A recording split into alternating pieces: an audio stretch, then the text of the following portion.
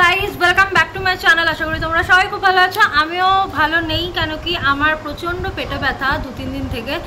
এদিকে একটু সাইড তো 2-3 দিন থেকে প্রচণ্ড পেটে ব্যথা। তো সেটার জন্য যাচ্ছি হচ্ছে, মা বললো আমার সামনে আগে ডক্টর দেখা। এর আগেও আমাকে সবাই বলেছিল, মানে আমার হাজব্যান্ড, আমার শাশুড়ি মা সবাই, কিন্তু তখন না দেখানো হয়নি। ব্যথাটা কমে যেত তো আর ভাবতাম দেখাবো না। তো এখন যাচ্ছি হচ্ছে বহরমপুর, এই জন্য। তো আজকে 3টে থেকে অ্যাপয়েন্টমেন্ট আছে ডক্টরের কাছে, ডক্টরও দেখাবো, আবার ইয়েও যাব, মানে মাসির বাড়িতে 2 দিন থাকাও হবে। তো যাই হোক, চলো ব্লগটা শুরু করে দিচ্ছি। আর ও ক্যামেরাটা ধরে দিয়েছে, আমার ট্রাইপডটা খুঁজে পাচ্ছি না, তো এই জন্য মানে চলো ব্লগটা শুরু করছি। আর প্রচণ্ড গরম পড়েছে, মানে প্রচণ্ড গরম। তো আর ব্যাগ খুলে দেখি কি আমার যে সানগ্লাসটা ছিল সেটার একটা কাঁচ পুরো ভাঙা। আমার দেখে মাথাটা গরম হয়ে গেছে। তো চলো। আর আমার না লিপস্টিকটা কিন্তু নিউড কালার হচ্ছে, হ্যাঁ, রেড নয়। তো জানি না ফোনের ক্যামেরাতে কেন এরকম লাগছে। তো চলো, আমি স্নান ফান করে নিয়েছি, বাচ্চাদেরকেও স্নান টান করিয়ে দিয়েছি। আর বাড়িতে মা বাচ্চাদেরকে নিয়ে থাকবে মাসির বাড়িতে, আমি মাসিমণির সাথে যাবো ডক্টর দেখাতে। তো চলো ব্লগটা শুরু করছি।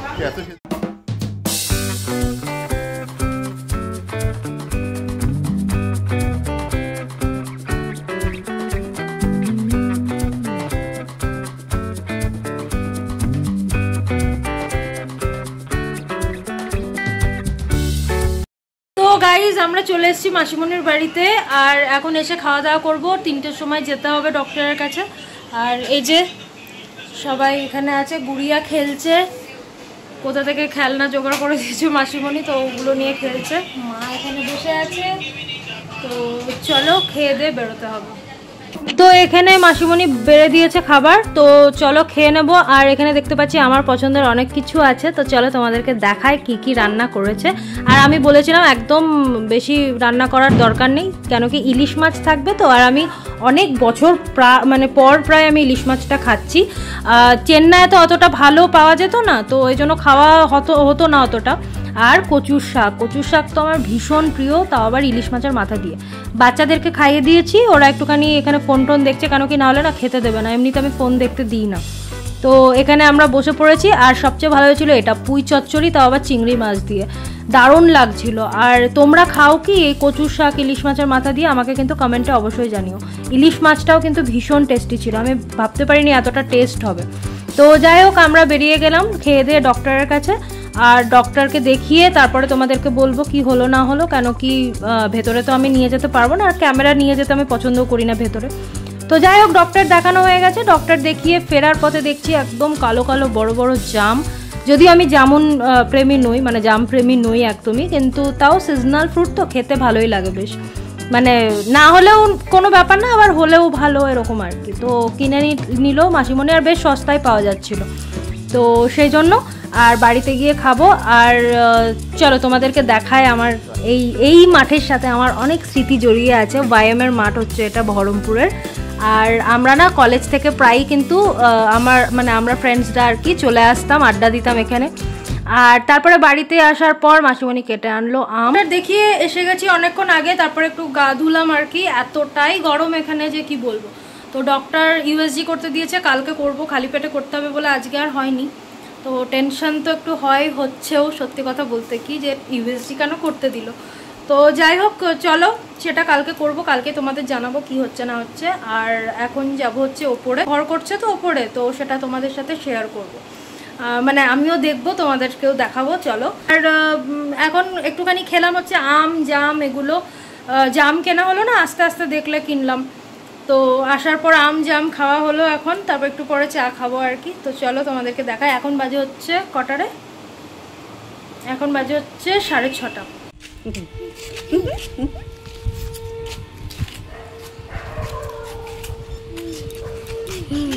ছাদে প্রচন্ড হাওয়া, বেশ সুন্দর না? তো গাইজ এটা হচ্ছে ডাইনিং, আর এটা হচ্ছে একটা বেডরুম। এটা মাস্টার বেডরুম না? এটা মাস্টার বেডরুম, সাথে আবার এখানে ঠাকুরঘর। কি সুন্দর যে হয়েছে না, এটা কি বলবো, দারুণ হয়েছে ঠাকুরঘরটা। আর এটা আর একটা বেডরুম,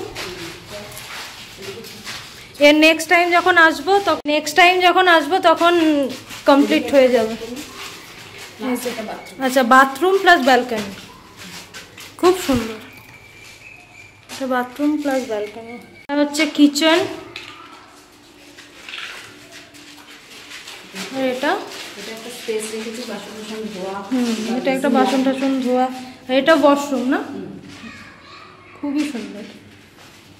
এটা পুরোটাই হল, খুব ভালো।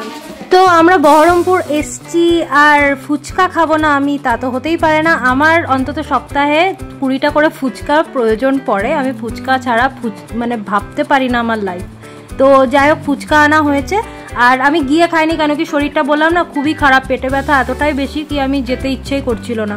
আর ডক্টর দেখিয়ে এসছি, এই জন্য আরও তারপরে টায়ার্ড লাগছিল। তো ফুচকা খাওয়ার পর কে চা খায়? চা আমি খাই। তো সেটাই, ফুচকা টুচকা খাওয়ার পর তারপরে চা খেলাম। আর আমার বহরমপুরের ফুচকা না ভীষণ প্রিয়, কেন কি যখন কলেজে পড়তাম তখনও কিন্তু আমি এখানে ফুচকা খেতাম। তারপরে এখানকার মোমোজ খুব প্রিয়, কিন্তু এখন যেহেতু মোমোটা এতটাই আনহেলদি কি আমি এখন ছেড়েই দিয়েছি খাওয়া। এত বাজে জিনিস শুনেছি মোমোজ নিয়ে। তো যাই হোক, এখানে সন্ধ্যাবেলাটা কাটালাম হচ্ছে ছেলে মেয়ের ডান্স দেখে দেখে। তো গাইজ এখন বাজে হচ্ছে 10:30, আর বাচ্চাদেরকে খাইয়ে দাইয়ে দেখো ওরা একটুখানি ফোন দিলাম, এই জন্য দিই না আমি, এই জন্য দিলাম কেন কি নাহলে আমাদেরকে খেতে দেবে না। তো চলো খাওয়া দাওয়া করবো, কেন কি কালকে অনেক সকাল সকাল ওঠার ব্যাপার আছে। কালকে টাইম দিয়েছে 6টায় গিয়ে নাম লেখাতে হবে, তো তারপরে বলবে কখন আসতে হবে। তো চলো, আমারও বেশ আজকে শরীরটা কেমনই লাগছে, মানে যদিও জার্নি অত হয়নি, কিন্তু ওই যে বেরিয়েছিলাম না তখন একটু গরম ছিল, তো টায়ার্ড তো লাগছে। তো চলো এখন খাবো, কি খাচ্ছি দেখিয়ে ব্লগটা শেষ করবো। তো চলো, তো দেখো ঘি দিয়ে দিয়েছে, দেখো কতটা, সামান্য, আরও কম, বাস আর না। তো চলো, আমার আজকে প্রিয় জিনিসটা একটু দেখিয়ে দাও তো মাসিমণি।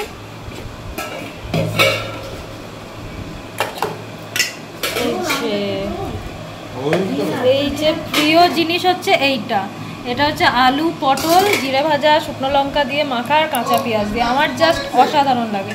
এইটা ডিমের অমলেট আর তার সাথে আছে ঘি, ব্যাস আমার কাছে এটা হচ্ছে অমৃতর স্বাদ। তো সবাই এখন খাওয়া দাওয়া করবে। তো চলো এখনকার মতো টাটা গাইস, চলো ব্লগটাকে আজকে এখানে শেষ করছি। ভালো লাগলে লাইক কমেন্ট শেয়ার করতে ভুলো না। আর জানি আজকেরটা একটু বোরিং হয়েছে, কারণ কি ডক্টরের কাছে গেছি, ডক্টর দেখিয়েছি, এগুলো তো আর কি, কিন্তু কি করবো সারাদিন যেটা করেছি সেটাই তোমাদের সাথে শেয়ার করেছি। তো যাই হোক, চলো ব্লগটাকে এখানে শেষ করছি। ভালো লাগলে লাইক কমেন্ট শেয়ার, আর যারা এখনো সাবস্ক্রাইব করোনি সাবস্ক্রাইব করে দিও। তো চলো এখন টাটা, দেখা হবে নেক্সট ভিডিও।